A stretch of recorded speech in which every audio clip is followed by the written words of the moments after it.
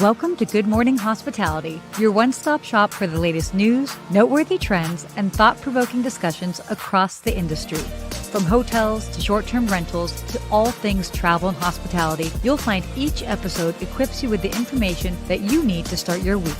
Join us on Good Morning Hospitality every Wednesday, wherever you get your podcasts.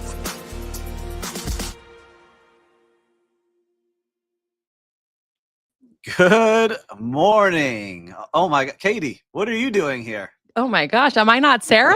I'm not. Good morning, Steve. Good morning, Katie. Good to have you here. I love that you're filling in for Sarah. And I know that Sarah said she might be watching. So Sarah, good luck on your speech you're giving here in Miami right now. We will be cheering you on from afar. She's giving a big, important speech. So if you see this, we're sending good vibes your way right now, because I know you go on stage very shortly. Yes. And hi, everybody. I am Katie Cline. I am the host of the Skiff podcast, Sweet Success.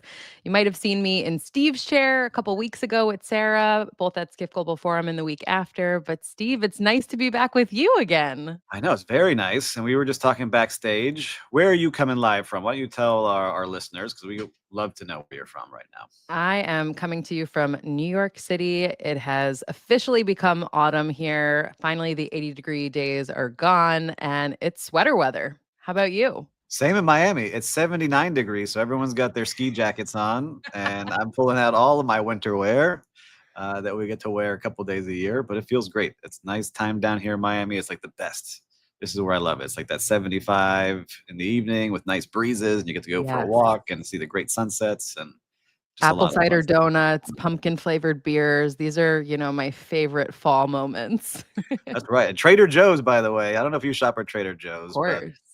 Everything pumpkin. Everything pumpkin. Today. Every single thing they can put a pumpkin into is being served there right now. Honestly, I'm here for it. Yeah. And are you doing any travel coming up? I do. I'm off to Seattle next week, so I'm looking forward to that. I just had my second child 5 months ago, so it's been a little while since I've taken a trip, and a trip without the family as well. So I'm excited. What about you? A little break for the mom, Yeah. to work a little bit. Well, for me, I got some, and we're going to talk about this later in the show today. I'm going to Italy for the first time. I've never been, so I'm going to go over to Florence in a couple of weeks. So I'm excited about that. I can't believe you haven't been. You're going to love it.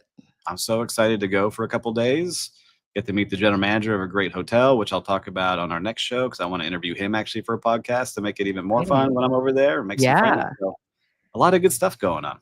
Oh, that's amazing. So you're going to Florence? Going to Florence. I said I'm going to stay in one area. I want to learn the city, go out to the city for a day. And I'm only going for it's kind of crazy. I'm only flying for I'm going for 4.5 days. Okay, that's a good amount of time. But our friend Sarah has inspired me, because she was going to Rome for a day and then flying to see the pyramids for a day, all in the same trip. I'm like, if she could do that, I could do this. So yeah, and I think, like you said, picking one place, staying there, getting under the hood, which to me means eating every pasta dish imaginable, drinking all of the wine, of course, it'll be an amazing time. Yeah, get some gelato, walk around, get lost, the adventure, and see some great hospitality. Well, we also have some great hospitality news to cover today. Should we get into it? Let's do it. Let's jump in. All right. So listeners and viewers, you always know that Sarah tees things off for us, and I'm going to jump in, and then Katie's going to jump in, and we'll see if we can fill her shoes. But our first story, it's a big one. So loyalty members by available room and who leads. So this is a new metric that the team at Skift has put together. So Sean O'Neill did the reporting on this. And it is the members by available room. So not total members. They're trying to figure out members by available room.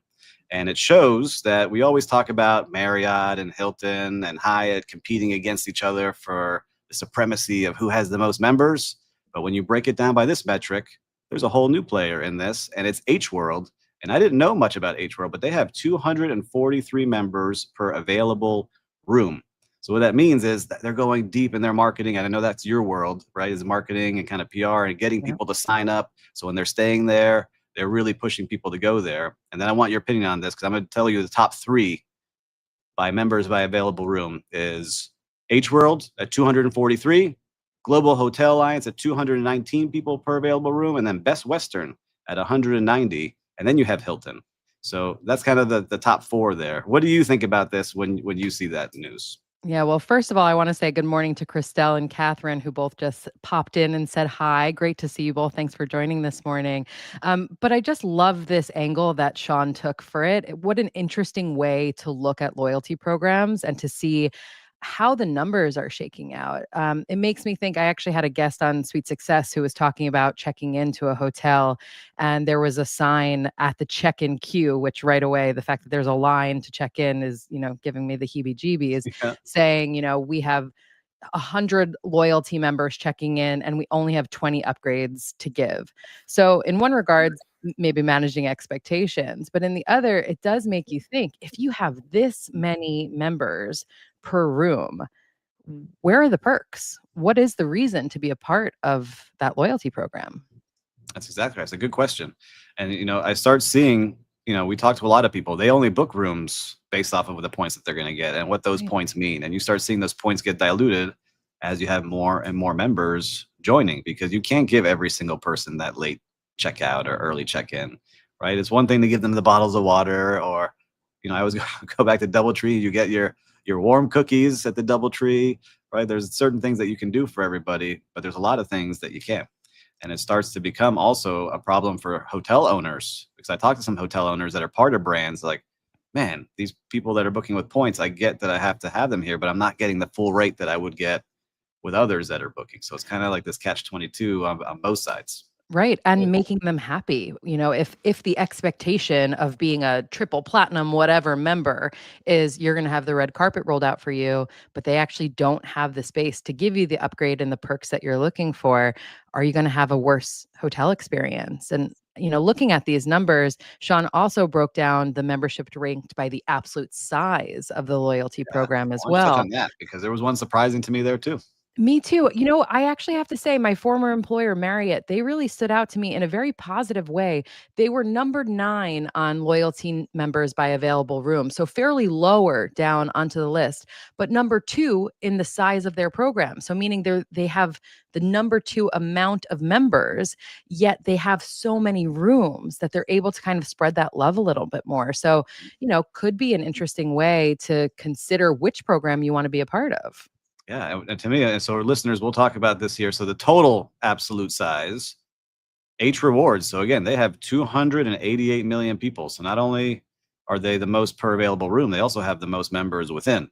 So Mhm. you can see this breaking here. And then you have Marriott, then you got Hilton, J Club, IHG kind of rounding it out. It is a lot of millions of people in this. And I'm sure there's a lot of crossover between the brands, because I sign up for multiple things. And, we'll talk about this later in the show, where credit cards also put you into them as part of the perks. And so Mhm. it's interesting to see all these points games and people joining. But I like your take on it. It's, again, you have to have the rooms and the brands and the places to stay to make it worth it. So I looked at Yeah. H Hotel. I didn't know much about them, but they have a lot of supply in Asia. They're growing in the Middle East. They're coming into Europe. So it's someone to Yeah. keep an eye on. And I'm curious to see what they're doing. I think the point that you mentioned about the numbers that we're looking at as well, we know why hotels would want to have loyalty programs to help to help encourage direct bookings or avoiding those high commissions of OTAs. But Sean mentioned in the article, the average member booked just one night, which is down from 1.1 the year prior and very shy of the 1.8 nights peak, which was hit in 2016. So it makes you wonder, are a lot of these loyalty accounts dormant? Or like you just said, do you just have you're in multiple programs, but maybe you're not actually loyal to the one that you're being Yeah. counted in? And so I'm a little bit different. Like, I'm in multiple, but I book through what my American Express card gives me, right? So I'll look and Mhm. see what's available. I like to use those points that then go into my Hilton's or Marriott or whatever brand it might be, because you have a place to plug in those numbers, and I'm getting double points. So for Mhm. me, it's a whole game to learn, but it's interesting to see how they're doing it. But you're right. Hundreds of million people, that's a lot of eyeballs. It's a lot of people that you can move around into places. Um, and fill those things. That's how you're getting all these soft brands too that we talked about last show. Why join a soft brand? Because you're going to get access to these hundreds of millions of people that are looking to book places. But I'm curious to see how this all shapes out as more and more people get competitive. Likewise. Should we move on to our next article? I think so. Let's do it. Okay. Next one is called Squatter Scare for Short-Term Rental Hosts in France. hype or reality? And this was an interesting one. It talked about media stories, particularly in France, about Airbnb squatters, of course, making for viral headlines. But really, the data and the legal nuance is really very rare. If still unnerving for hosts. So I thought this was an interesting one. Everyone loves a headline these days. But really, is there validity to the argument? What did you think? Well, I'll say this. I was laughing as I read this, and I know it's we'd like the headlines. It's almost like searching for Bigfoot, right? It's like, oh, he's out there somewhere. That's the headline. You see that blurry picture from the 70s. I've been hosting through our company Tangy Management and Vita Stay now 10 years. We've hosted thousands and thousands and thousands of people. I've never had that happen in any one of our homes. Knock on wood, everyone. We've had some issues with parties. We've had some people with breaking rules. We've had all different kind of things, but never someone saying, "Hey, I'm not leaving." Hmm. And so I know that the article references that too, where the team from Airbnb said, "Look, in the ultra rare case that this happens, they're on it Yeah. and they help make things better." And I can say that they've also helped me when we've had certain situations, and they've been great partners. When we do have issues, they step up and help. I know there's been a lot of things that hosts say like Airbnb doesn't help, but when I've had tough issues, they step in more than some of the other partners like Verbo or Absolutely. Hopper or Booking.com. Right? There's all the different channels. So I like seeing it, but what I do like seeing in this article too, as well, was saying this is going to happen more when you have long-term tenants, because it's even harder to get the long-term tenant out. If they're there for 2 years and just decide they're not going to pay rent anymore, a lot of countries and states and cities have laws that prevent you from just throwing people out on the street, where in short-term Yes. rental, you can make things happen and get out there. So Exactly. That was where my head first went, and I was glad the journalist went there as well. Living here in New York City, it's known to be not the most landlord friendly of cities. And I remember when we were renting this apartment that we currently own, it had sat vacant for a little while before we were able to rent it, which was convenient because we were moving back from the UK, so we were only able to see it when we were able to see it. And what the landlord told us was they had had issues in their other buildings with squatters, with people not paying rent, with people just staying. So to me, I see it much more as a long-term rental issue as opposed to a short-term rental issue.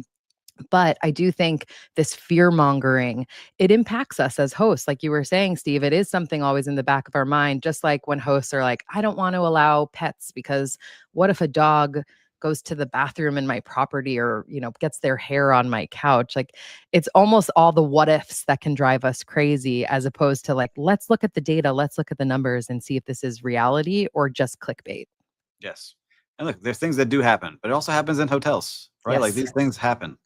And so that's what I tell new hosts when I talk to them is be prepared. People are going to treat your home as a place that they're staying. Not everyone treats it the same. Everyone treats their home differently. So you have to be prepared for that.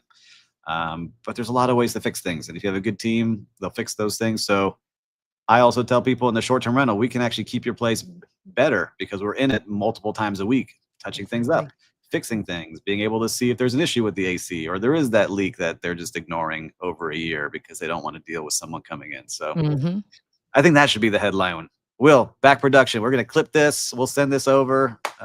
We'll make this the story, that you actually get a better care of your property when you do short-term versus long-term. Yeah, I think about that. One of my properties is in a more suburban neighborhood, and we've had a little bit of issues with opinions from neighbors. And sometimes I just want to say to them, guys, depending on who moved into this house, would you have someone who had landscaping there every single week to make sure the lawn was cut perfectly, to keep Mhm. that house in like tip top shape?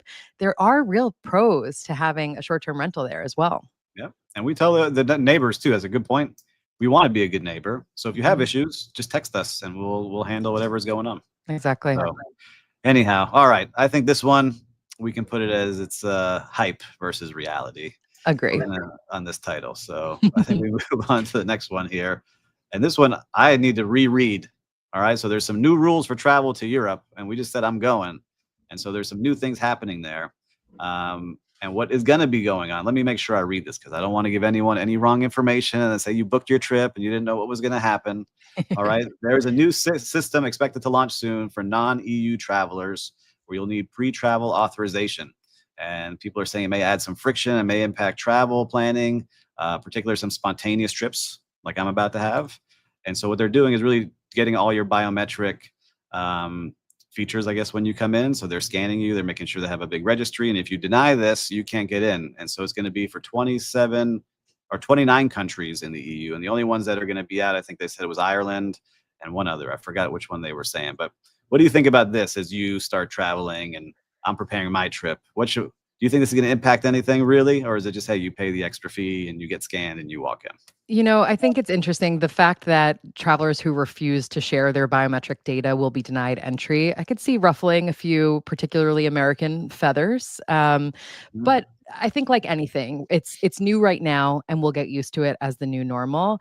I grieve the loss of passport stamps. It's something that I have grieved for a long time. I am lucky to have dual citizenship with Ireland. So when I was living in the UK, I was living there as an Irish citizen and traveling on my Irish passport. So I haven't had passport stamps in a long time, sadly, because of the amazing open borders within the EU.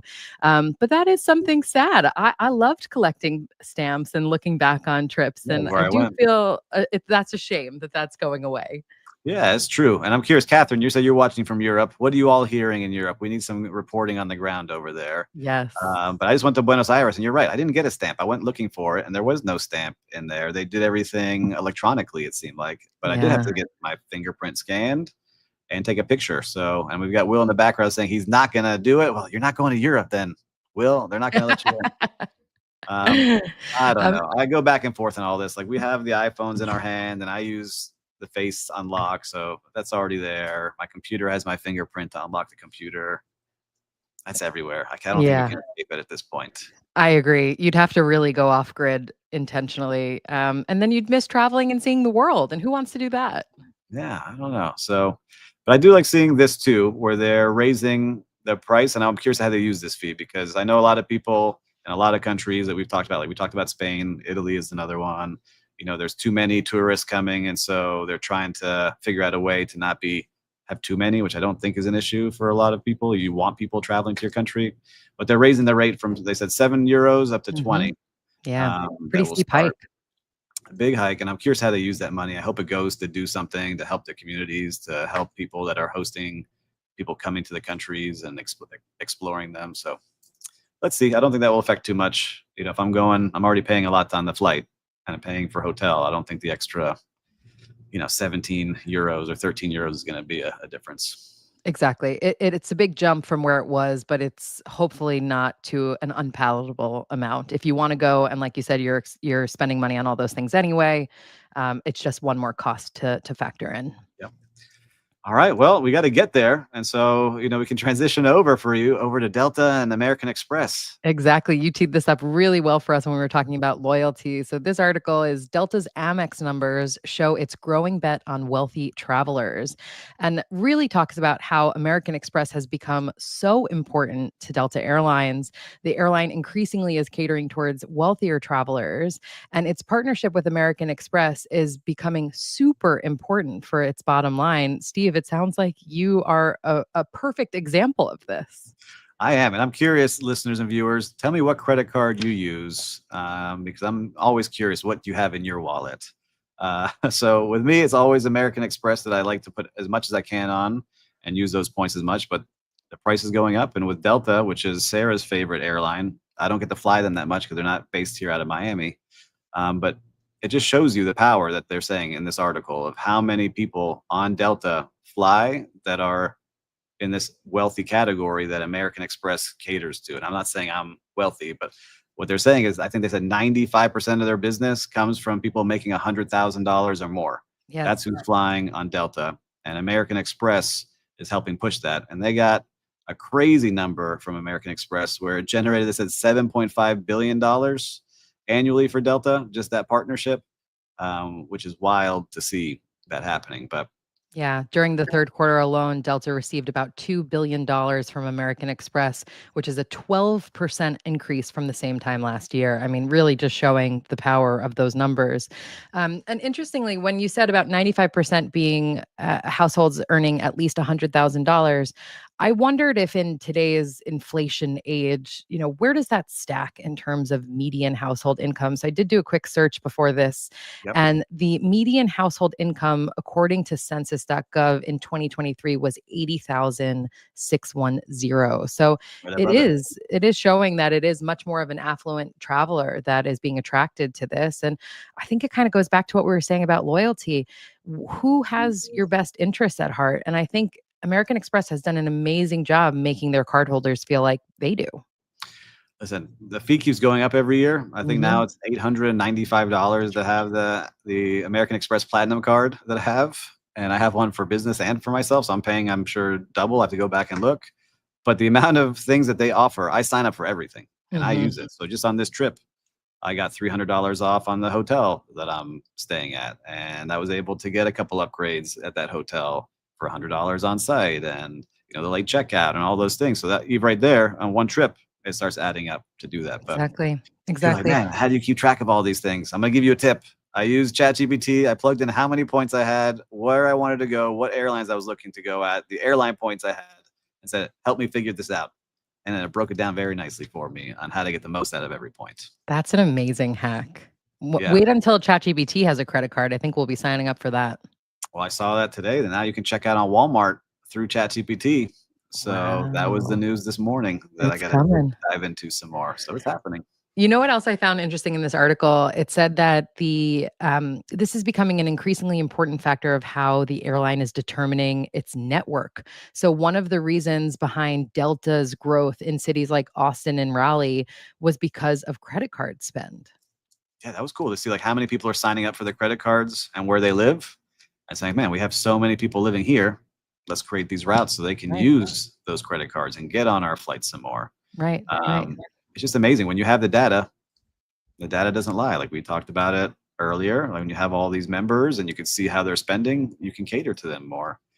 And I just think this is going to continue more and more. And the credit card game is going to get more and more competitive. Now you got lounges at airports of all different kinds for all different Yep. credit cards and all different airlines, all competing. And I still go back to you can just make the whole airport really nice instead of having to wait in line for all these lounges. Um, but I'm curious to see where all this spend is going and if we continue spending all that money on the credit cards. So Right. a good article here. Let's see where we're jumping into next. Katie, what do we got? This one I'm actually very excited about Me too. because I'm a big in the environment and I do have a company where we donate 10% to help save Biscayne Bay here in South Florida. And this one is hotels turn resorts into coral restoration labs as reefs face climate crisis. And this was very cool to see that hotels in the Maldives, Caribbean, Mexico are partnering with marine biologists and scientists to restore coral reefs through on-site programs that guests get to see, right? So there's areas in the hotel that you can see them, see how they're building the coral. You get to feed the coral, understand it. And I think in some of them, you could actually go out and help dive and put the coral back into the ocean and feel like you're reconnected and doing something positive. And again, I love that kind of experience because that's going to be a memory that those guests are going to have forever of saying, man, when I went to the Caribbean and stayed at one of these hotels, I was able to do this. So I love it. Exactly. What were Me you seeing too. when you were reading this? Well, this article did talk a lot about Iberostar. And last month at Skiff Global Forum, I had the pleasure of interviewing Phil McAvity, who's the CEO of Iberostar. And he was telling me about this. He was saying that they have 8 coral nurseries. They have 3 coral labs, which they fully fund and staff. And speaking of staff, they have 30 scientists that they actually employ. So that was the first time I really started to hear about this. So I really Wow. enjoyed this article explaining about how this is also just good business practice. A lot of these incredible resorts are on coastline. And, if unfortunately global warming keeps moving the same way, we're going to see the degradation of those coral reefs. And potentially, does that change if people want to come and stay? It does. And it's Miami Beach here. I was just at a meeting on Wednesday last week talking about the value of the coral reef here in South Florida. They say it's $750 million value to it because there's people coming to snorkel and see it, but also help protect when storms come. And so that Mm, value helps protect the buildings and the insurance and all the damage that would happen if those coral reefs die. And so I give a shout out to the Miami Waterkeepers down here because they do a great job. But I think this is a cool story I want to share with them because there's so many hotels down here on the beach that we should be doing this here. And I think if you are a coastal hotel, you should look at something like this. And if you don't have the facilities to do it, you might be able to help donate or create a good neighbor program to really do something like this. So great job to Iberostar for doing this and really thinking about this, because it really is amazing. And you can say CEO and family ownership, brand evolution, and responsible tourism. I think that's really the future here. And we have so many, I'm going to get in trouble for this because I have some hotels. Resort fees are a bottom line revenue generator, right? Those resort fees now go to Wi-Fi and coffee and newspapers and all these things. But if you took some of that resort fee, you could do something like this too, and really drive higher ADRs, and because you're gonna have better guest experience, the guests are gonna connect with you better, and so it would be an investment that I think would be wise for people. As a guest, the resort fee just always sits so wrong with me. But if you told me it was a coral nursery fee, I would be much more apt to pay that. And in addition to Iberostar, the article touched on Six Senses. They're growing heat-resistant coral in underwater nurseries, and they're working with nonprofits such as Coral Gardeners. Sunway Hotels and Resorts installs seabed pads where guests can plant coral fragments. And then Eden Rock St. Bart's, Intercontinental Maldives, Four Seasons Resorts in the Maldives, Coco Palm. I mean, there's similar programs starting. So I like to see this catching on instead of resort fees. I love it. I know. Those resort fees, I've been in those rooms, and there's the talk like, man, we're short $1 million. All right, raise it $1. That's how it goes in some of these rooms. But anyhow, I love it. Come on, Miami Beach. I'm going to be sharing this article with a bunch of hotels. We need to get something going. I love it. Good job out there to everybody. So, look, I think we need to jump into our real-time recap where we hit the streets and find hospitality and regular hospitality operations, or something that may not be. You want to kick it off, Katie? What have you seen?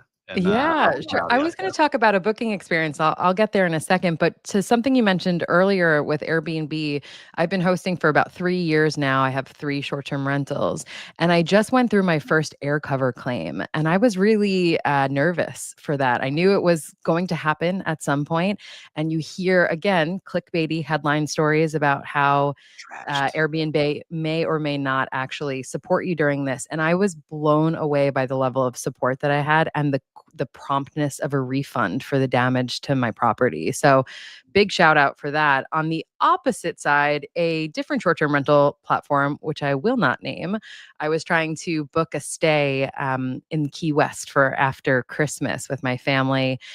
Did not realize how expensive it is in Key West in the holidays. I probably should have thought about that, but I was going back to what we're talking about with Delta. I wanted to go someplace that was a short flight for my kids, staying on the same time zone, giving me hopefully warm weather, and flying direct from LaGuardia, which was really difficult to find. So Key West ticked those boxes. And on this other short-term rental platform, I found a place to stay that was a bit more money than I had planned to stay, but to spend. But I thought it'll be worth it. It has everything that I'm looking for. So I had to do request to book because that's how the host had it set. And they responded, increasing my price by, are you ready, Steve? $10,000. They increased the price that they had shown and said, oh, whoops, we haven't set our holiday prices yet. So it's $10,000 more. So, of course, I thought, no, I'm not staying there. But then I proceeded to get multiple emails from the short-term rental booking site saying I was late in making this payment. So that was just such a good reminder that like the hospitality experience starts before we're even physically there. Completely soured my taste of not only that host, but of that platform. I know. You see, that's their resort fee. They're like, oh, we're going to charge a $10,000. That's crazy. It's crazy. But it just shows you, again, to our friends on the Monday morning podcast, I know we talk a lot of short-term rentals. That's the difference of why some people now are going back to hotels, because they can at least say, all right, I know what to expect. I know what's going to happen. And that's why I just feel like some of these new hosts or hosts that have been doing this for a while need training, because they leave this kind of experience with you and you're in that world, right? Imagine if you weren't, you'd say, never again am I going to do this. Exactly. So, exactly. I can spot a bad actor as opposed to blaming the category, but a lot of people are going to blame the category. Yeah. So what about you? So before I jump into mine, I want to say thanks to Catherine, because she's doing some on the ground reporting for us live from Europe. So she hasn't heard of it yet, but she went last to Madrid, and maybe Europe's becoming more protective as other continents also do. All right, Catherine, will you keep us updated next week when you tune in? You let us know what you see. Well, for me, I got one. I went to a restaurant last night that I had never been to. I'm going to give them a shout out here in Miami Beach called Uchiko Sushi in the Sunset Harbor neighborhood. I'd never been there, and they were so gracious when you come in. Like the host asked me, have I ever been here? I said, no. I was like, oh, we're going to show you a fantastic time. Sat me down, and the server walked me through all their favorites on the menu. And like, shout out to this server, because sometimes when you ask them for suggestions, servers go to what? The two most expensive items on the menu. Or they say everything is good, which I Everything's hate. great here. But I always say for my servers, when I ran restaurants, have two in the back of your head. Don't make them the most expensive, please. Right? And you go from there. But walk me through, chose some fantastic things, was very genuine, saw I was in a business conversation and would just poke in and see what I needed at those times. Offered me to come back, gave me a little something to come back and enjoy. And I was just like, you know what? That was just, it could have been an easy business dinner, nothing special, but I remember the server, liked the vibe, food was awesome, and I was happy to pay, and left and was home. So for me, that's the kind of best experience, when you just kind of go out of your way when you know it's someone's first time there, to really make sure they have a great time. So simple. Just to ask you the question, how many times have you gone into a restaurant and it's been your first time and no one's ever asked? Never. I mean, just a simple thing. And then to care, right? Care enough to be like, oh, I'm going to show this guy a great time when he's here. Right. I want to see Kate. Kate is a mom of two, and that equals Amazon Prime card for me. That's true too. I am also an Amazon Prime card holder. Agree on that one, Kate. I'm not. I got to see that. I have an Amazon Prime member. I spend a lot on there. So exactly. A lot of credit cards out there. A lot of decisions to make. All right. So some great real-time recap and quote of the week. Why don't you read it for us, Kate, since you're our guest host here. All right. Hospitality is not to change people, but to offer them space where change can take place. Ooh, I like that. That is a deep one this Wednesday. I like it. Yeah, we were going deep backstage, and now ending deep with this quote. It's true. I think our Coral Reef story kind of talks about that, right? Like, we're not telling you to change, but we're going to show you things that might change your perspective, or you can get involved in different ways, or go recharge like I'm about to go recharge in a different country, right? So I was going to say, your first trip to Italy, that is going to be really change taking place firsthand. Yeah. So let's see, hotel. Let's see if you can live up to the hype. But I'm excited for those things. And that's true. What's so magical about hospitality, which is awesome. Well, I think we did a great show today. How did you feel coming in as guest host with me and not Sarah? Who would you rather do it with? Spend time with you guys. Thanks for having me back today. Did you have a favorite, Steve or Sarah, or are we not going to get into that? I would never choose a favorite, Steve. Of course. I love you both equally. Sarah, I'm just joking. We love having you here. You're welcome anytime as we host. And maybe you do some guest spots with us. That would be pretty cool too. I would love that. I love spending time with you guys and getting to start my day with you. So thank you. You got it. Well, until next week, everyone, stay hospitable.